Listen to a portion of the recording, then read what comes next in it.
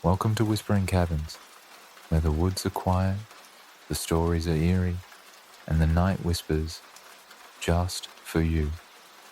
Settle in and listen closely. Tonight, we tell the story of the dollhouse in the attic.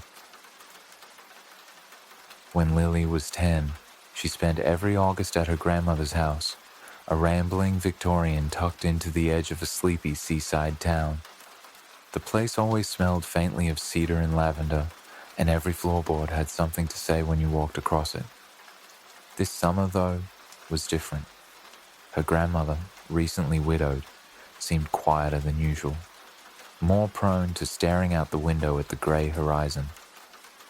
Lily's parents had gone abroad for work, leaving her there for the season. It was just Lily, Grandma, and the hum of cicadas outside the porch screens, and the attic. It was on her third afternoon that Lily decided to explore it. Grandma never forbade her from going up there. She simply said, "Be careful where you step, dear.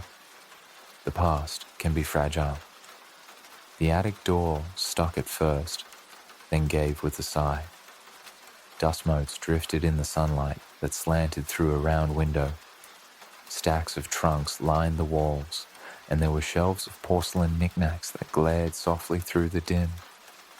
But what caught her eye immediately sat at the far end of the room, draped in a yellowed lace sheet. She pulled the fabric away and gasped. A dollhouse. Not just any dollhouse. It was an exact miniature of Grandma's home, down to the bay windows, the wraparound porch, even the ivy climbing the sides. Each room inside had tiny furniture, tiny wallpaper, tiny curtains fluttering at the windows. She leaned closer.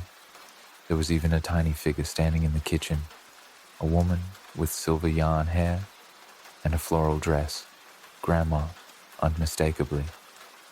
That night, Lily couldn't stop thinking about it. She dreamed of the little house, of opening its front door and stepping inside, hearing her own voice echo down its hallways. The next morning, she went back to the attic with a flashlight. Something had changed. The dollhouse living room now had a small figure seated on the couch, a girl with brown hair and a yellow dress. Lily felt her stomach flutter. The doll looked exactly like her, right down to the braid tied with a pink ribbon. She brushed dust from her knees and peered closer. The miniature Lily was holding a tiny book, the same one Lily had been reading the night before. That was strange. "Grandma," she called down the stairs, "did you add something to the dollhouse?" Her grandmother's voice floated back up. "Oh, sweetheart, I haven't been in that attic in years." Each day, Lily found something new inside. A breakfast table set for two. A vase of wildflowers she'd picked that morning, now perfectly recreated in miniature.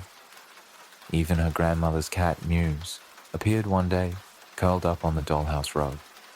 At first, it delighted her. The dollhouse seemed to echo her life, a sweet little mirror of her days. But then slowly, the echoes began to move ahead of her. One afternoon, she found a new door inside the dollhouse, a tiny white door at the top of the staircase. There was no such door in the real house. Curious, she touched it gently. It opened to reveal a small bedroom, neat and cozy, with pale blue wallpaper and a single bed. A doll lay under the quilt, its eyes closed as if asleep. When Lily went downstairs that evening, Grandma smiled over her knitting and said, "You'll be moving to the upstairs bedroom tonight, dear." "It's cooler there." Lily froze. The room Grandma led her to was identical to the one she'd just seen in the dollhouse. Blue wallpaper, white bedspread, the works. From then on, she checked the dollhouse every morning. And every morning, it showed something new. A bird hitting the kitchen window. It happened the next day. A storm breaking a tree limb across the porch. She heard the crack that night. Grandma tripping on the stairs. Lily caught her just in time, breathless and shaking. It wasn't mirroring anymore, it was warning.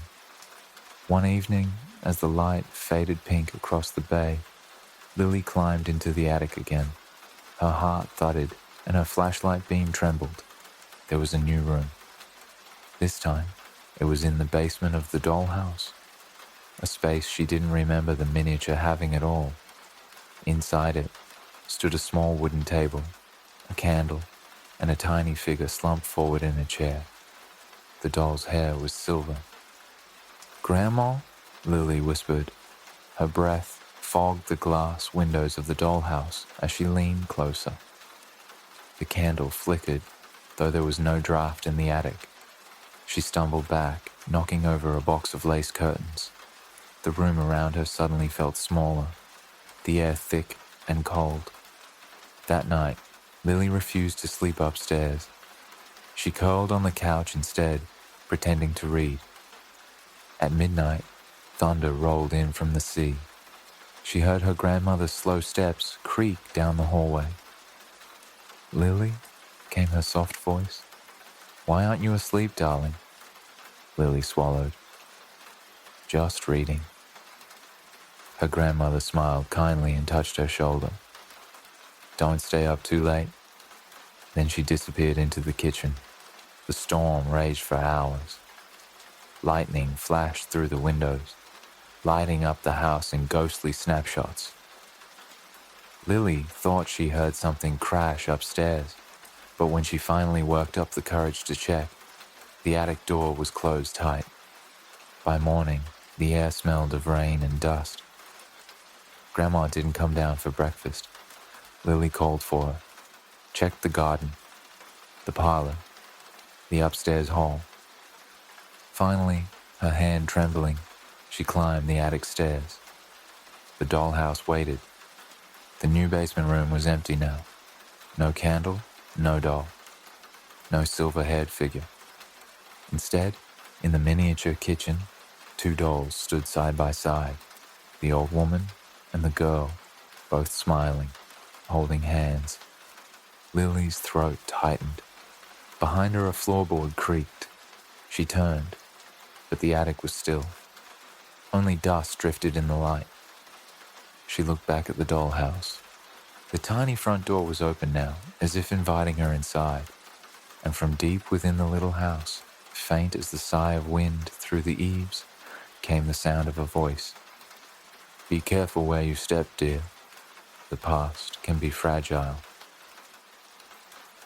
Thank you for spending some time here at Whispering Cabins, where the light is low and the stories linger.